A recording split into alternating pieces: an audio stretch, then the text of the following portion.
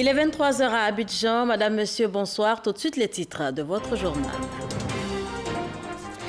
Le président Alassane Ouattara fait citoyen d'honneur de la ville de Lisbonne.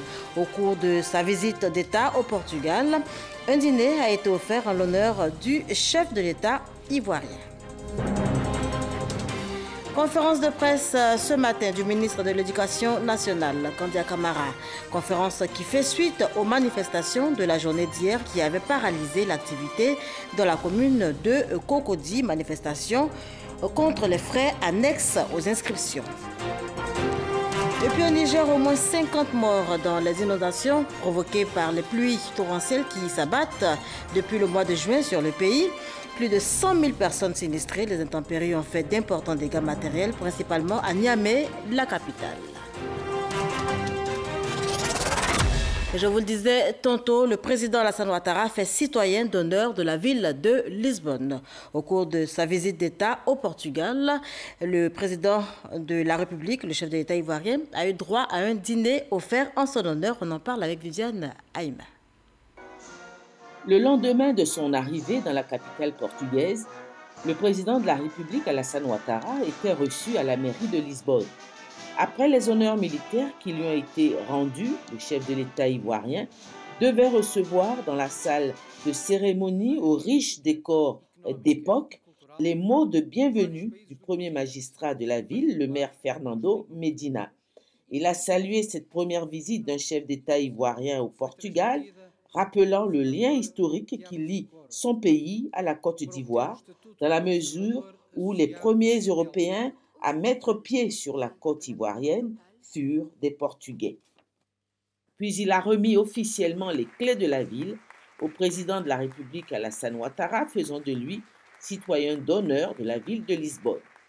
Le président de la République a signé le livre d'or de la mairie, avant d'adresser à son tour ses remerciements au premier magistrat de la ville ainsi qu'à son conseil municipal, appelant de tous ses vœux à la coopération décentralisée entre les collectivités territoriales de Côte d'Ivoire et les collectivités territoriales du Portugal, citant en exemple la coopération entamée par Lisbonne et le district de Yamoussoukro et celle entre la ville de Porto et Boaké.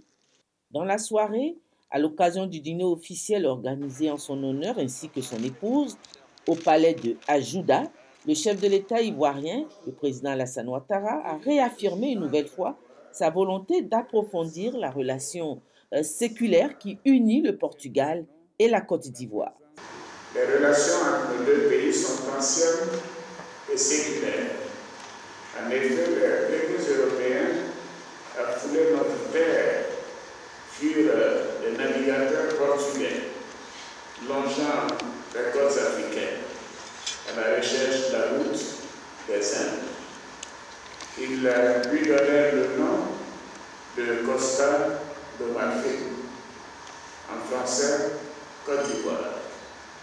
De même, certaines villes du sud-ouest de la Côte d'Ivoire, telles que San Pedro et Sassandra, tiennent leur nom de la présence au XVe siècle de ces explorateurs portugais. C'est donc dire combien les relations entre nos peuples sont anciennes. Monsieur le Président, je voudrais saisir l'occasion de cette visite pour saluer la mémoire d'un illustre homme, d'un ami de la Côte d'Ivoire, le président Mario Soares, homme d'État, grand ami de notre président, le président Félix Houphouët-Boigny, qui effectua une mémorable visite de travail et d'amitié en Côte d'Ivoire du 24 au 26 novembre 1949. Cette coopération initiée par le président Félix Houphouët-Boigny et le président Mario Soares s'est renforcée d'année en année. Et je me réjouis donc de cette visite qui intervient un an seulement après votre accession à la magistrature suprême de votre pays. Dans un échange de toasts, les chefs d'État portugais et ivoiriens ont scellé leur volonté commune. Et en marge de la visite du chef de l'État au Portugal, la première dame de Côte d'Ivoire, Dominique Ouattara, par ailleurs présidente de la Fondation Children of Africa, a visité 2 fondations, 2 grands établissements exerçant l'un dans la technologie médicale et l'autre dans la restauration de vieux objets d'art. La première dame, Dominique Ouattara, qui a souhaité amplifier la collaboration avec ces 2 structures. On retrouve Viviane Aïma. En marge de la visite officielle de 48 heures du président Alassane Ouattara au Portugal, la première dame Dominique Ouattara, par ailleurs présidente de la Fondation Children of Africa, a visité les fondations Ricardo Espírito Santo Silva et Champalimo. La Fondation Champalimo est une institution privée d'utilité publique portugaise créée en 2004 selon la dernière volonté inscrite au testament du richissime homme d'affaires Antonio Sommer Champalimo. Accueillie par le staff de cette fondation, Madame Dominique Ouattara a pendant 1 heure parcouru les grandes articulations du Centre de recherche scientifique multidisciplinaire, avec son hôpital à l'architecture moderne, son laboratoire high-tech et une radiothérapie de dernière génération. L'attraction principale de cette visite a été le médecin robot, inventé par ce centre. Ce robot médical est capable d'assister un patient à la maison et transfère les données et images médicales aux médecins du centre. Une innovation de la technologie médicale qui a émerveillé Madame Dominique Ouattara et les nombreux visiteurs du centre. Les fondations Children of Africa et Champalimo ont envisagé un partenariat dans le cadre de l'ouverture très prochaine de l'hôpital mère-enfant de Mengerville. La première dame a par ailleurs souhaité que ce partenariat s'étende à tout le système de santé ivoirien.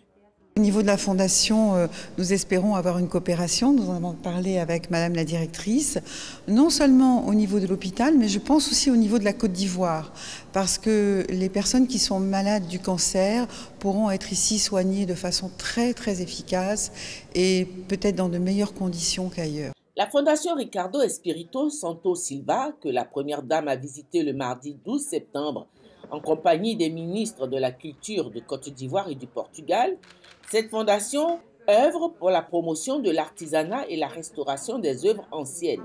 C'est en 1953 que cette institution a été créée par Ricardo Espírito, ancien banquier, amoureux de l'art et collectionneur à ses temps perdus. Cette fondation dispose d'un musée, de 18 ateliers de restauration d'œuvres d'art anciennes et de 2 écoles pour les jeunes. Dans le cadre des échanges culturels, la direction de la Fondation Ricardo Espírito s'est dite disposée à accueillir des jeunes Ivoiriens dans ses ateliers.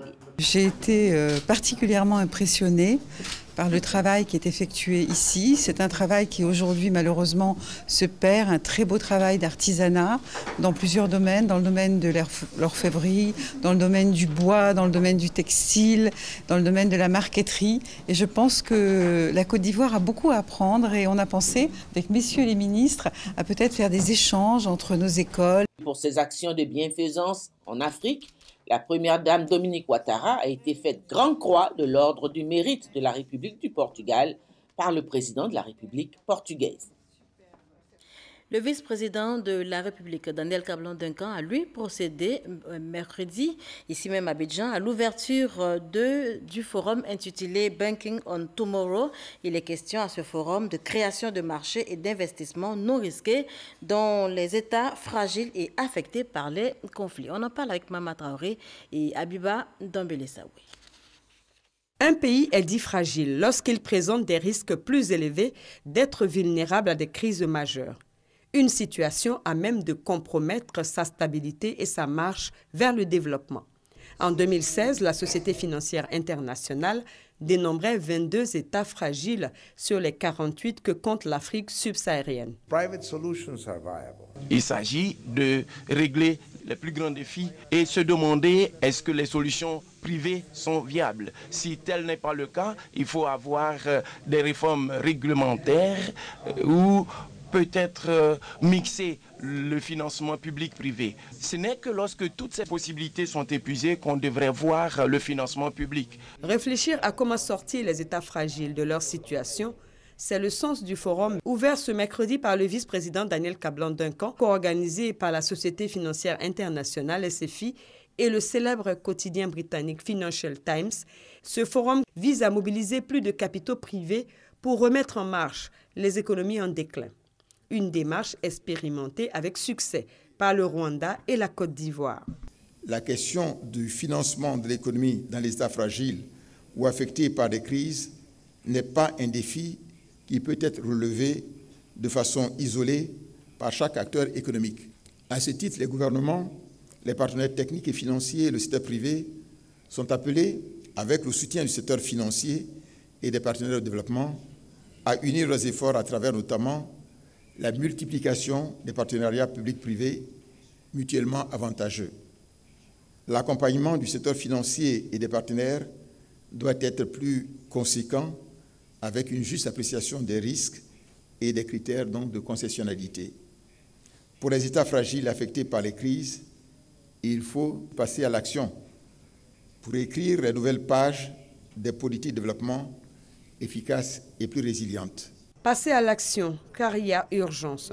Selon la Société financière internationale, d'ici à 2030, 46% des populations pauvres dans le monde vivront dans des pays dits fragiles, contre 17% actuellement.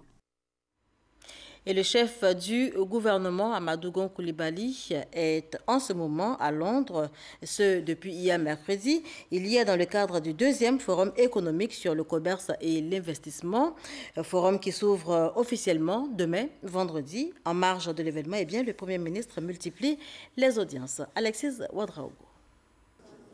Une journée bien remplie pour le chef du gouvernement ce jeudi à Londres. 9 h, Amadou Gon Coulibaly est à la Chatham House, l'Institut royal des affaires internationales. Au pupitre, il expose sur les atouts de la destination Côte d'Ivoire et ses perspectives de développement. Au niveau bilatéral, les relations ivoiro-britanniques présentent de réelles potentialités qui sont insuffisamment exploitées. Le gouvernement ivoirien est donc ouvert pour l'examen de tout nouvel instrument permettant de rendre notre coopération plus dynamique. Le second forum économique sur le commerce et l'investissement en Côte d'Ivoire, que nous tiendrons demain, vendredi 15 septembre 2017, ici à Londres, permettra, j'en suis convaincu, de renforcer la coopération tant diplomatique qu'économique entre le Royaume-Uni et la Côte d'Ivoire. 11 h, série d'audiences et séances de travail. Amadou Gon Coulibaly reçoit Liam Smith. Il est le PDG de la Chambre britannique de commerce. Il représente aussi une brochette d'entreprises écossaises désireuses d'investir dans le pays. Une opportunité pour le secteur de l'énergie, selon le ministre Thierry Tano. Il est vrai que le secteur en ce moment du pétrole est un secteur qui est difficile du fait des cours internationaux. Mais quelque part, c'est aussi une opportunité pour ce secteur d'investir maintenant et de faire les recherches qui sont nécessaires quand les cours sont bas, de telle manière à profiter d'avoir les profits quand les cours vont remonter, parce qu'à un moment, ils vont remonter. 13 h, aux affaires étrangères, rendez-vous avec le ministre britannique pour l'Afrique, Stewart Hope. Le renforcement de la coopération économique entre les deux pays reste au cœur des échanges. Autre point clé de cette journée marathon, la visite au London Stock Exchange, le cœur du marché boursier international. Nous avons donc examiné avec la Bourse de Londres les possibilités de coopération. Nous avons identifié plusieurs. Il y a un point vraiment important qui est celui d'assister, je dirais, les PME pour permettre que sur un horizon de 3 ans, après les formations qu'il faut, que certaines PME ivoiriennes puissent être intégrées au niveau de cette bourse régionale des valeurs mobilières et pouvoir de ce fait avoir demain accès à des capitaux internationaux. Ce jeudi soir, le Premier ministre est l'invité du gouvernement britannique à dîner. La ministre de l'Éducation nationale, Kandia Camara, était face à la presse ce matin, une conférence pour se prononcer sur les frais annexes aux inscriptions. Le sujet est à l'origine de manifestations qui hier avaient paralysé une partie de la commune de Cocody. Mamadou Kouassi. L'école a connu des perturbations dans la journée du mercredi 13 septembre dernier dans la commune de Cocody et à Daloa. Des manifestations liées à une dénonciation des frais annexes à l'inscription dans les écoles secondaires. Au cours d'un point de presse, Kandia Camara a précisé que ces cotisations sont l'œuvre des comités de gestion, COGES. Elles sont fixées par l'Assemblée des parents d'élèves de chaque école et sont de 3 000 francs CFA au maximum pour le primaire et 5 000 francs CFA au maximum pour le secondaire et par an.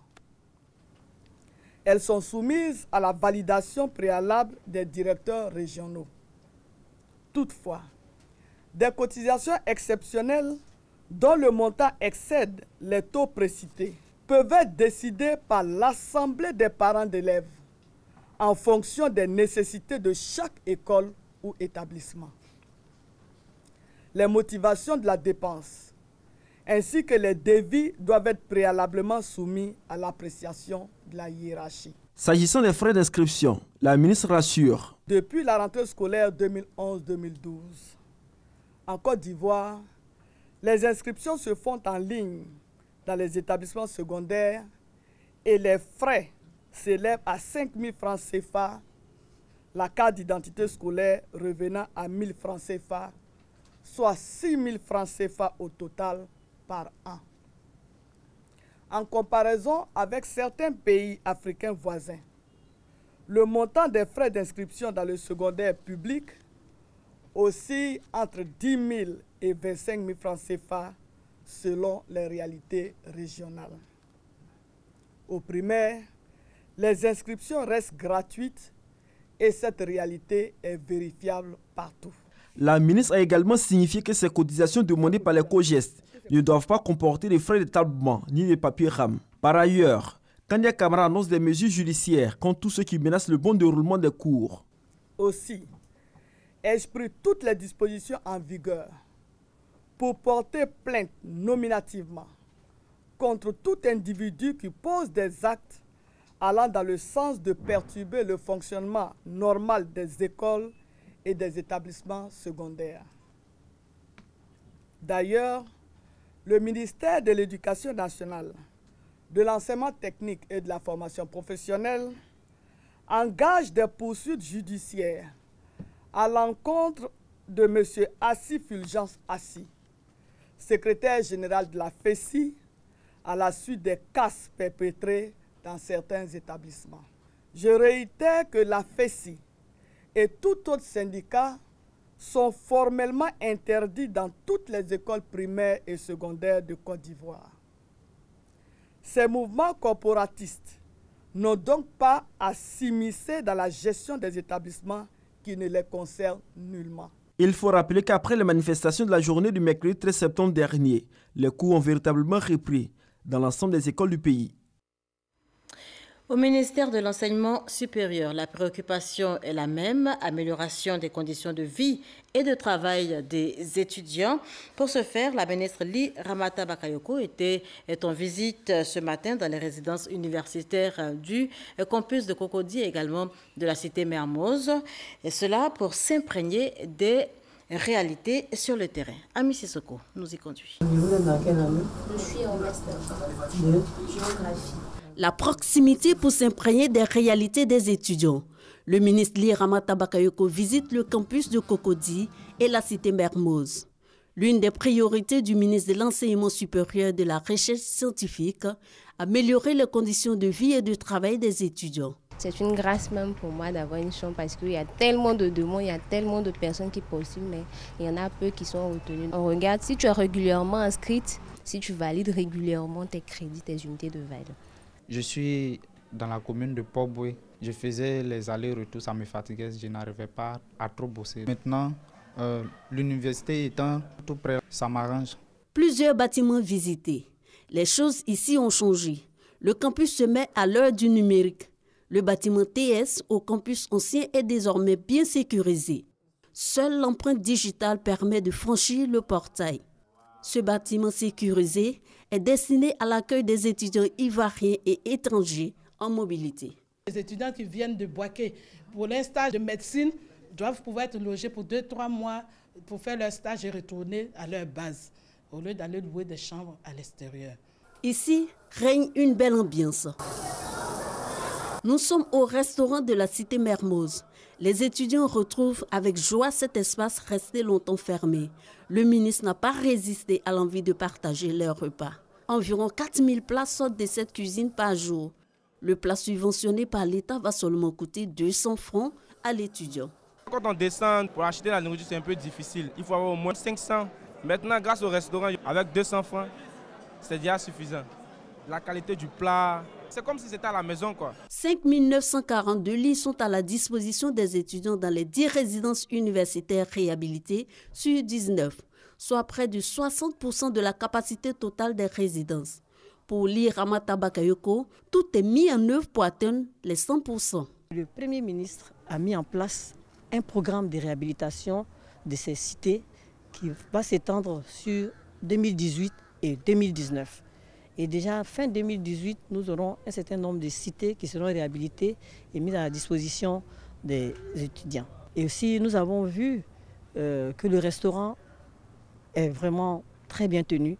Je suis du domaine de la santé, j'ai pu apprécier la chambre froide pour la conservation des produits, surtout apprécier la décontamination des flux. Le ministre Liramata Bakayoko le réaffirme. L'objectif du gouvernement, offrir aux étudiants un cadre propice à la réflexion pour de bons résultats. 15 véhicules de type 4x4 offerts au ministère de la Défense. C'est un don du Conseil Café Cacao qui entend ainsi contribuer au renforcement du dispositif de sécurité justement dans les zones de production. À compter du 1er octobre, la campagne cacaoyère 2016-2017 va s'ouvrir. Une période qui voit l'intensification des champs de transactions dans ce domaine clé de l'économie ivoirienne. Ce don de véhicules du Conseil du café et du cacao a pour objectif de contribuer à la protection des pistes et axes de desserte agricole. Ce sont au total 15 véhicules flambant neufs de type 4x4 qui viennent d'être mis à disposition de la gendarmerie nationale via le ministère de la Défense par le Conseil du café et du cacao. Le ministère de l'Agriculture ne ménage aucun effort pour assurer la sauvegarde des terrains exploités, le bien-être et la sécurité des producteurs agricoles, ainsi que la protection de tout intérêt lié à la mamelle nourricière de l'économie ivoirienne. Nous avons besoin, au niveau de la filière café-cacao, de protéger les producteurs. Parce que pendant la campagne agricole, il circule des ressources considérables et qui occasionnent des braquages souvent suivis malheureusement de pertes en vie humaine. Et c'est pour appuyer vos hommes, monsieur le ministre d'État, que le Conseil du café cacao fait cet effort. Nous avons de plus en plus des frontières qui sont assez poreuses. Or, le système de vente par anticipation est basé sur le pari de la récolte. Donc, nous comptons sur vos hommes pour limiter, à tout le moins, la fuite des produits agricoles, notamment le café et le cacao. Le ministre d'État, ministre de la Défense, Ahmed Bakayoko, entend faire bon usage de ces dons. Monsieur le ministre, j'ai bien compris le sens de ce don. Vous attendez de nous que nous puissions assurer une meilleure sécurité de tous nos parents paysans qui travaillent tous les jours justement pour le rayonnement de la Côte d'Ivoire, dans les zones de production de café-cacao. Vous attendez également de nous que nous puissions travailler à réduire l'exportation frauduleuse vers les frontières des pays voisins de ces matières premières.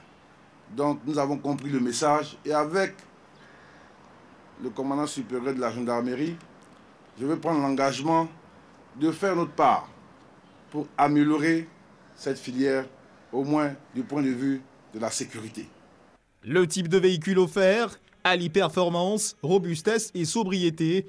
Dans son utilisation militaire, il est capable de transporter une troupe de la valeur du groupe d'intervention, peu importe le terrain pratiqué.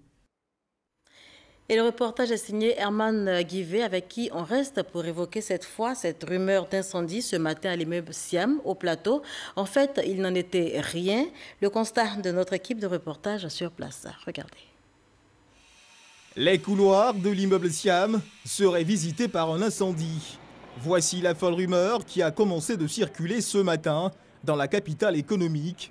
Dépêché sur les lieux, notre guide nous conduit vers les bureaux de personnes ressources pour confirmer ou infirmer l'information. Sauver ou périr, les sapeurs-pompiers de l'immeuble sont présents à leur poste. L'un des responsables de la sécurité du bâtiment rassure. Moi, je me suis rendu au 9e avec mes éléments, les pompiers qui sont en place. Et on est arrivé là-bas pour prendre connaissance. On est arrivé, il n'y a rien. Et on a visité, on a vérifié tout le meuble du 21e au 3e sous-sol. Il n'y a rien. Rassurer la population qu'il n'y a rien à l'immeuble Siam. Un système de protection du bâtiment fraîchement installé veille à la sécurité des biens et des personnes. Nous avons aussi alarme feu. Quand c'est rouge, c'est que c'est une détection. Nous avons les compartimentages, c'est-à-dire les portes coup-feu, les clapets, tout ça qui nous permet de pouvoir localiser si l'incendie se situe à un niveau bien donné, que ça ne se propage pas ailleurs. Donc, dès qu'il y a une information qui est anormale, le tableau nous alerte. Automatiquement, ça nous situe. Donc, nous allons pour vérifier si ce n'est pas une fausse alerte, si ce n'est pas un défaut, si c'est une véracité de la chose. Alors, à ce moment-là, on prend ce qu'on a à prendre et puis on fait le travail. Nul ne peut y entrer ou en sortir sans être vu par les caméras de surveillance. La moindre flamme serait détectée en moins de 2. Notre constat est celui-ci. La rumeur a encore fait parler d'elle. Quand nous quittons l'immeuble Siam, aucune flamme ne menace la santé physique du bâtiment. Il trône de toute sa splendeur dans le ciel abidjanais. Haman Guivé signait ce reportage. Le 24 septembre 2017, une date très importante pour les fonctionnaires et agents de l'État de Côte d'Ivoire. Ils seront appelés à renouveler les instances de leur mutuelle, la MUGEPSI. En attendant l'ouverture donc des urnes, le président du Comité national des élections a fait le point de la situation au ministre de l'Emploi, Jean-Claude Kouassi. Gabriel Zani pour en parler. Élus pour un mandat de 3 ans, les organes de la MUGEPSI, la mutuelle générale de fonctionnaires et agents de l'État de Côte d'Ivoire, doivent être renouvelés cette année 2017. Le président du Comité national des élections a rencontré le ministre de l'Emploi et de la Protection sociale. Notre rencontre de ce jour avec monsieur le ministre de l'Emploi et de la Protection sociale concernait donc la section électorale d'Abidjan. À l'intérieur du pays, chacun des présidents des comités électoraux locaux va faire de même avec les candidats. Il s'agit un peu de faire le point de la situation et voir quelles seraient éventuellement les difficultés encore à régler pour que le 24 septembre, nous ayons un scrutin auquel nos mutualistes participent de façon massive, mais qui soit également et surtout un scrutin libre, transparent et crédible. Il s'agit donc de faire le point des campagnes pour les 14 listes qui briguent les postes de conseil d'administration et de comité de contrôle. Les délégués régionaux de la mutuelle des fonctionnaires seront élus le 24 septembre prochain. Ces élections, selon le ministre de l'Emploi, ne doivent pas faire de vagues. La MUGEPSI doit sortir gagnante de ce scrutin. J'invite les candidats à respecter le code de bonne conduite en matière d'élection, à savoir avoir et conserver le bon ton vis-à-vis des autres candidats et du comité électoral national, respecter les règles électorales et éviter de proclamer quelques résultats que ce soit avant le comité électoral national qui en a la charge. La MUGEPSI est la principale mutualité sociale de couverture sanitaire au profit des fonctionnaires ivoiriens et de leurs ayants droit. Elle compte à ce jour environ 240 000 adhérents pour plus de 600 000 bénéficiaires. C'est aussi un réseau de soins médicaux et de partenaires agréés, dont plus de 4 000 médecins, 700 pharmaciens, 200 cliniques et polycliniques. On poursuit en image avec cette information nommée le 6 septembre 2017. Le nouveau représentant permanent de la Côte d'Ivoire auprès de l'Organisation des Nations Unies, Son Excellence Bernard Tano Bouchoué, a présenté ses lettres de créance au secrétaire général de l'ONU, Son Excellence Antonio Guterres, le 12 septembre 2017. La remise des lettres de créance a été suivie d'un entretien entre le secrétaire général et le diplomate ivoirien. Notez que le représentant permanent a sollicité au nom du chef de l'État ivoirien et de son gouvernement la continuation de l'œuvre de soutien de l'ONU à la Côte d'Ivoire après donc le départ définitif de l'ONUCI, ce afin de permettre à la Côte d'Ivoire de consolider la paix et le développement retrouvé du pays. Au Niger, pour terminer, au moins 50 morts dans des inondations provoquées par les pluies torrentielles qui s'abattent depuis le mois de juin sur le pays. Plus de 100 000 personnes sinistrées. Les intempéries ont fait d'importants dégâts matériels, principalement à Niamey, la capitale. Plusieurs habitations et écoles effondrées, sans compter des pertes de bétail, donc également enregistrées. Les autorités demandent aux populations des secteurs à risque donc de quitter les lieux. Notez que la mobilisation s'accentue pour assister les sinistrés. Et c'est ici qu'on s'arrête pour cette édition. Je vous retrouve demain avec beaucoup de plaisir.